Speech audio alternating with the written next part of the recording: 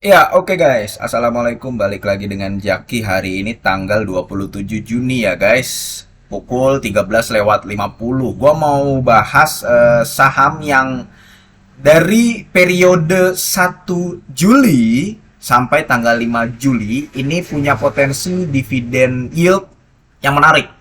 Nah, ini khususnya buat lu yang ngincar dividen, guys. Sama gue mau buat video ini dan terpikir membuat video ini karena gini, guys. Ada beberapa teman gue, kan gue sering update video ya, beberapa ngupdate video. Teman gue akhirnya nanya, "Jak, kalau misalkan gue mau dapat dividen, apakah gue harus hold sahamnya dalam 1 tahun?"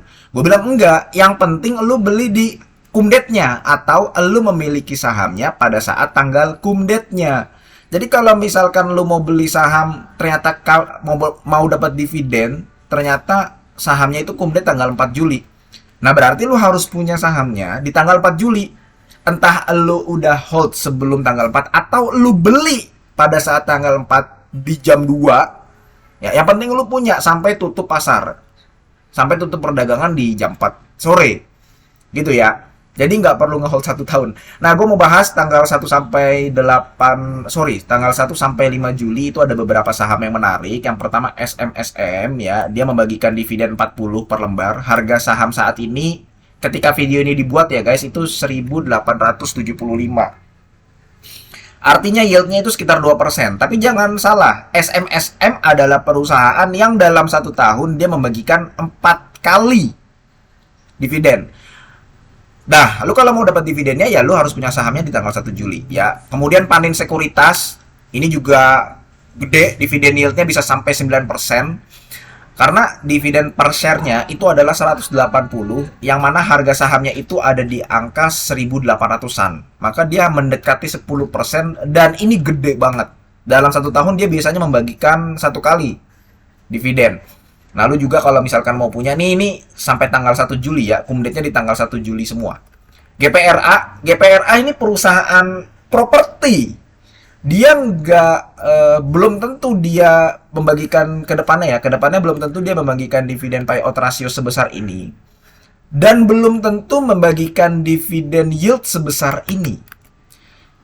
Seperti itu guys, karena tahun ini cukup besar. Diambil dari laba bersih tahun 2023. Dia dividen per share-nya 5 dan harga sahamnya ketika video ini dibuat itu 83. Beberapa hari lalu gue bahas GPRA waktu harga sahamnya 79. Jadi dia dapat yield-nya 6%. Ini gue katakan cukup menarik untuk ukuran saham properti. Apalagi GPRA valuasinya masih murah. Jadi kalau kinerjanya bagus, lu selain bisa mendapatkan dividen yield-nya yang besar, yang 6% itu, lu bisa berpotensi mendapatkan capital gain-nya dari GPRA. Kemudian CAMP ini juga pernah gue bahas ya. Waktu gue bahas videonya, ya kalau dia turun ke angka 200 kan sempat tuh mendekati 200. CAMP perusahaan yang stabil, dia consumer goods, non cyclical. Ya kalau misalkan dia turun, dia potensi membagikan dividen payout rasionya itu cukup besar guys, CAMP. Jadi kalau misalkan dilihat dari harga sekarang memang kecil, cuma 4,90%. Tapi ini menandakan kalau misalkan dia turun lagi ya menarik karena dia non siklikal, berpotensi kinerjanya dan labanya itu stabil ke depannya. CAMP ya. Kemudian Bayu ini juga gue udah bahas ya. Kalau kita lihat dari datanya, data Wisman dan wisatawan domestik ya yang belum kembali seperti tahun 2019 yang sebanyak 16 sampai 15 sampai 16 juta Wisman ya. Sekarang kan baru di angka kira-kira 12 lah. Harapannya bisa tumbuh sampai ke tahun 2019 sebelum pandemi. Maka ada potensi labanya bisa meningkat dan juga ada potensi berarti dividen share-nya, dividen per share-nya bisa lebih dari 75. Yang artinya ada juga potensi dividen yield-nya bisa meningkat di kemudian hari. Ingat, dengan catatan kinerjanya bagus ya guys ya. Karena sektor pariwisata termasuk sektor yang diuntungkan dengan kenaikan US dollar saat ini. Kemudian Tempo perusahaan farmasi, bisnisnya stabil, tapi ya kalau dilihat dari, gue belum bahas Tempo secara detail ya, nanti coba mungkin gue akan buat video terpisah, tapi dia perusahaan farmasi 11-12 seperti Kalbe Farma. Dia membagikan dividen yield 3%, tapi ingat Tempo ini membagikan dalam 1 tahun itu 2 kali. Jadi kalau misalkan digabung bisa kira-kira dapat 6% dividen yieldnya. Nggak terlalu besar, tapi nggak jelek juga untuk ukuran saham farmasi. Ya, kalau dibandingkan dengan ya Kalbe Farma ya, apalagi saham-saham rumah sakit, Siloam, kemudian apa tuh, Hermina, ya, mitra keluarga yang dividen yieldnya kecil-kecil. Tempo ini lebih baik daripada mereka-mereka itu. Kemudian BSSR ya, ini yang menarik karena dalam 1 tahun guys, BSSR itu bisa membagikan 2 sampai 4 kali. Kebanyakan sih 3 kali ya. Dan gue udah buat video soal BSSR. Kenapa gue yakin, berdasarkan analisa pribadi gue ya, kenapa gue yakin dalam beberapa waktu ke depan BSSR ini berpotensi membagikan dividen payout rasio yang besar, yang maksimal. Ingat, yang gue katakan dividen payout rasio. Kalau dividen per share ini mengikuti labanya. Dividen yieldnya juga mengikuti laba. Tapi kalau dividen payout rasio, gue yakin ya ini yakin, sekali lagi keyakinan berdasarkan analisa pribadi guys ya. Valid atau tidak ya ntar dibuktikan aja. Gue yakin dia membagikan dividen payout rasio yang besar dalam beberapa tahun ke depan. Analisanya kenapa? Kenapa gue bisa mengatakan seperti itu? Gue sudah buat di video sebelumnya. BSSR. Dan dia bergerak di bidang batubara. Karena memang perusahaan batubara kebanyakan yang ada di Bursa Efek Indonesia membagikan dividen gede.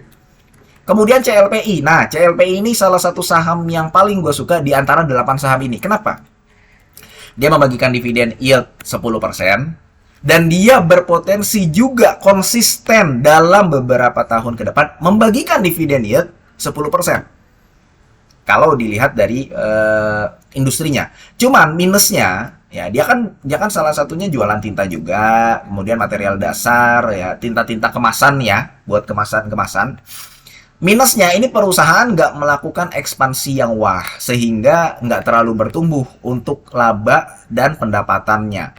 Itu guys, CLPI minusnya di situ. Dia juga nggak terlalu liquid untuk CLPI. Cuman kalau lo mau duit gampang tanpa perlu mikir, salah satu pilihan yang tepat menurut gua adalah CLPI. Dan dia valuasinya juga murah, itu CLPI. Kemudian yang ke-8 TB. TB ini infrastruktur batubara. Jadi dia bukan batubara pure ya, tapi infrastruktur, kegiatan penunjang industri batubara. Dia membagikan 15 per lembar dengan harga sahamnya sekarang 695, artinya yieldnya itu sekitar 2%. Tapi dia membagikan dividen yield 2 kali dalam setahun, dan perusahaannya ini juga sehat. Kebanyakan yang gue tempatkan di sini sehat guys, perusahaannya guys ya. Yang gue tempatkan di sini kalau dilihat dari hutangnya, ini perusahaan sehat. Jadi nggak ada hutang-hutang yang mengerikan. SMSM, PANS, GPRA, ya, CAM, Bayu. Jadi ya nggak menjerumuskan lah. Yang video ini gue sih nggak menjerumuskan. Tapi kalau lu menilainya menjerumuskan, terserah. Tapi yang gue bahas di sini adalah perusahaan-perusahaan yang sehat. Ya, 8 perusahaan yang sehat. Jadi TB dia membagikan dividen yield 2%. Dan dalam 1 tahun itu 2 kali, ya kira-kira bisa dapat dividen yield 5-6% lah. Nah itu 8 saham yang menarik dikoleksi oleh para dividen hunter ya. Kemudian ya gue juga buat video ini untuk teman-teman yang memang lu mau beli nggak perlu ngehold 1 tahun guys. Jadi lu cukup beli sampai tanggal cum date-nya, sehingga lu dikukuhkan sebagai pemegang saham. Karena ada guys beberapa yang nanya, bang gue kalau mau beli saham ini biar dapat dividennya gue harus beli di tanggal berapa ya. Kemudian ada juga yang nanya, kalau misalkan gue mau dapat dividen apakah harus hold 1 tahun? Enggak, lu yang penting beli di cum date-nya. Nah itu aja guys 8 saham yang menarik periode 1 sampai 5 Juli. Di sini gue tambahin nomor 9 dan 10. Barangkali lu ada pandangan berbeda, barangkali lu punya masukan lagi mengenai saham dividen yang menarik di tanggal 1 sampai 5 Juli. Kali gua kelewatan, silahkan komen. Dan supaya itu bisa dilihat oleh teman-teman yang menonton video ini. Oke, mudah-mudahan video ini bermanfaat. Semoga kita sehat selalu sehingga kita bisa bertemu kembali di video-video selanjutnya. Ini bukan ajakan jual beli ya guys ya. Gua akhiri, wassalamualaikum warahmatullahi wabarakatuh.